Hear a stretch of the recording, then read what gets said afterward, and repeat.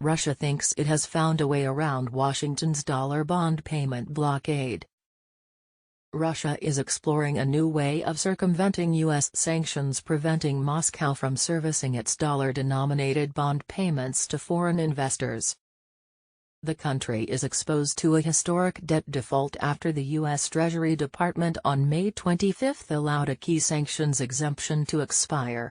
The waiver had allowed Russia to process payments to foreign bondholders in dollars through U.S. and international banks, thereby avoiding default.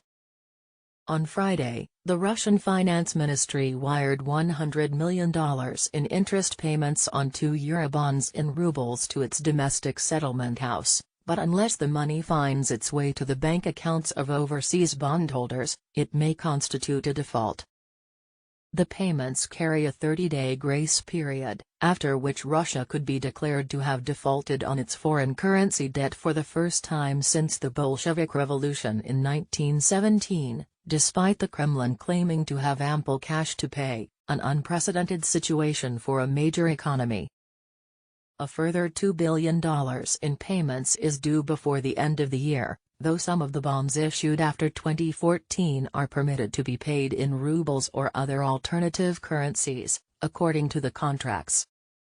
Russian Finance Minister Anton Siluanov reportedly told Russian newspaper Vedomosti on Monday that Moscow will continue to service external debts in rubles, but foreign euro bondholders will need to open ruble and hard currency accounts with Russian banks in order to receive payments.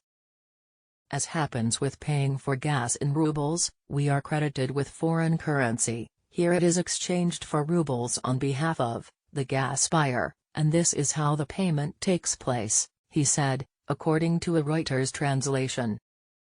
The settlement mechanism would operate in the same fashion, but in the opposite direction, and would be channeled through Russia's National Settlement Depository, Siluanov suggested.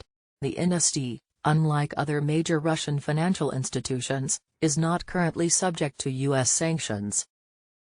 However, the European Union on Friday imposed sanctions on the INST, which was meant to process the bond payments, further complicating matters for Russia.